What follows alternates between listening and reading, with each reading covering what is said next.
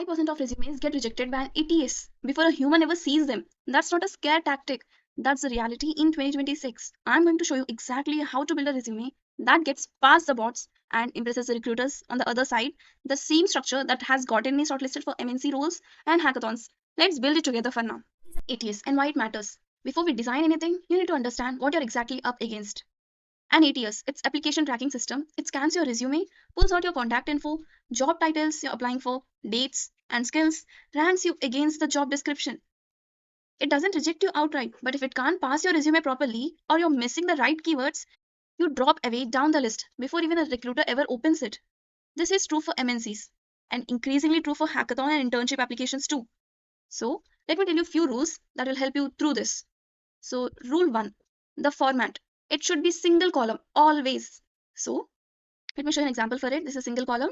It shouldn't be the double column as the template suggests. So on the other half, there will be all the contact info and information. On the other half, they'll be having some the role descriptions of the education, work experience, so on and so. So the format. So it should be single column as shown. There is a single biggest mistake I see. The fancy 2-column templates look great to human eye, but a lot of ATS software reads left to right. So the straight across the page. So it can't jumble your key skills and the job history into a confusing mess. So stick to a clean single column layout. It looks boring, but a boring is exactly what gets you through this. And rule number 2, standard section heading. So as I have shown you, you can have any of the section headings, but it should be clear what you're going to simplify, what you're going to make them understand. So don't get creative with headings. My journey instead of experiences might look too personal. So ATS software is coded to recognize standard labels. Use exactly professional summary, just as about me, education, work experience, skills, projects you have built, your education, certifications. Boring headings correctly labeled beat creative ones every time. Now, the correct section order. First, you need to have your contact information. The contact would include your name, number, email address, and most doesn't ask your address or some so and so, but you can mention it. Professional summary. Give a small summary about yourself in the beginning itself. Okay, actually you need to maintain your professional summary here, but I just gave the lorem. And skills, whatever the skills you're having, mention it clearly. Work experience. So the work experience where you have worked in the past years, what you have worked, what you have done. Student without much work experience, swap in strong project section right after skills. That's what recruiters and hackathon judges actually want to see from freshers. After which, education, where you have studied, what you have studied, and the years of passing, and everything, all the information comes under the education section. After this, certifications. If you have done some strong certifications, you can mention it. So let me tell you, this order is not exactly right. I'll correctly show you how we'll be maintaining the proper order for this. So let's arrange everything in order as said. So this contact information, as we know, it comes first. So let me show you the right order to maintain all this. Let me open the Word document, which the first section would be contact info, all the name, email address, your phone number, and address if possible. More of like you can do it. No, place and country, just two of it. So after this, we have to give our personal information, professional summary. So professional summary, you can use AI for this professional summary. Keep it short. I would just say keep it short and intact. After this, you have to mention your skills. So till date, whatever skills you have learned, don't forget to mention all those skills. After this, work experience. So in the work experience, you're going to mention till date wherever you have worked. If you have any 2 to 3 years of experience, you can mention it. But for students, if this is for students, they can replace it with strong projects, I would suggest. So they are going to hire freshers also, right? So if you don't have any work experience, replace it with strong, projects, whichever you have built, if possible. Also mention the Git links in that. After this, education. So the education would include where you have studied. I mean, like your graduation, your high school and everything, where you have studied, years of passing, course or subject you have chose there.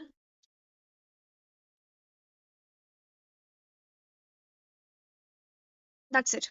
So after this, you have to mention all the certifications you have done. Mention which are pretty strong. I mean, like, don't mention all the certifications you have. Mention which are universal.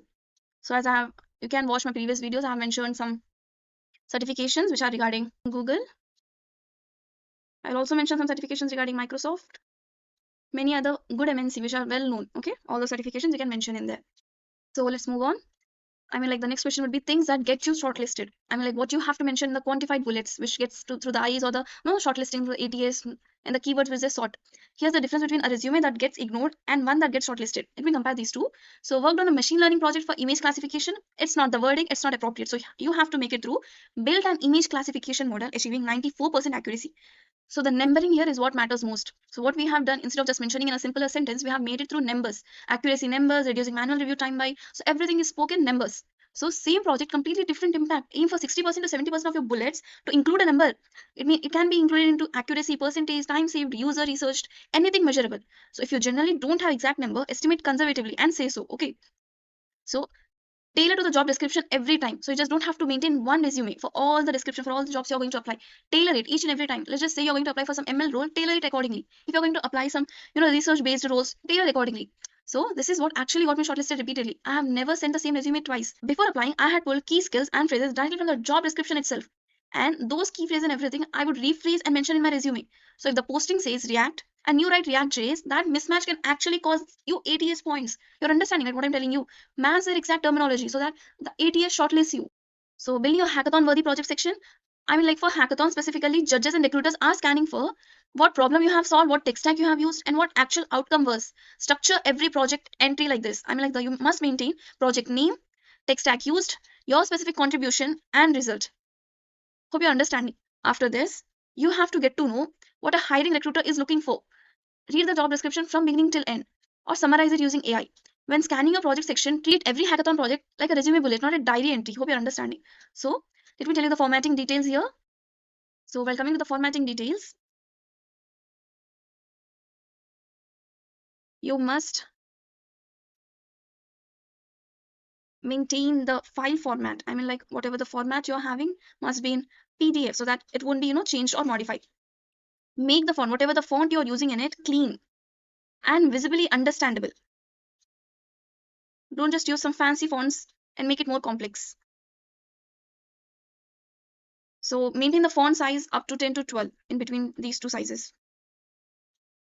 The length of resume, it can go up to 2 pages, but if you're fresher, keep it just 1 page and don't forget to include the keywords.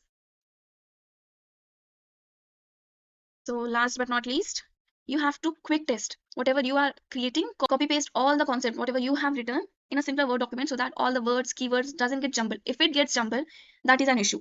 Clearly, it's an issue because the ATS won't be able to identify or work on those keywords clearly. So if it gets or comes out jumbled, your ATS passing will likely fail too. Okay, so mistakes that quietly kill your shortlist chances. So list the skills once in skill section, but never mention it anywhere in your experience or projects. The context which you're using here, it matters. I'm telling you. So vague responsibility statements, I'm like instead of specific achievements, keeping it, almost like blank or vague wouldn't help you. Generic objective statements like saying a challenging role, replacing, I mean like it won't be, that much helpful to you. So you must replace it with some summary states, your actual skills or and target role which you're shooting for. So applying with the exact same resume to 50 different companies, that is an issue too. So it wouldn't enhance your shortlisting skills, but rather it quietly kills your shortlist chances. So while coming to my personal experience, what actually got me noticed beyond the format, what made a real difference for me was leading with outcomes. It was in task two. Every bullet, I mean, like whatever I have mentioned, answered. So what happened because of this? Not just what did I do. I also kept a master resume with everything I had ever built. So whenever I needed, I had trimmed it down to the most relevant 4 to 5 points per application instead of dumping my whole history every time. So after this, you need to pre-submit checklist. So everyone notice whatever you're going to build, maintain a checklist for this. So the checklist starts here. First, it should be single column. Then standard sections. As I have said, maintain these standard sections. Don't overdo it or don't flood with words too. Just standard section would be fine. 60% maintain with bullet points. So all the important bullet points, maintain it. So the keywords, whatever the keywords which you're using, as per job description which you're going to apply. So save the whole document as PDF. No other file, not an image, not docx. Maintain it under 2 pages. At last, test it. How you're going to test it? Copy paste in Word document so that the words don't get jumbled. If it gets jumbled, then the ATS tracker wouldn't be able to identify your application. So that's the exact structure I use every time when I apply. So for MNCs, internships, hackathons alike, if you want, I can also do a video where I rebuild a resume live, mistake by mistake. So drop the comment if that's something you had want to see. Like, subscribe, and good luck with your applications.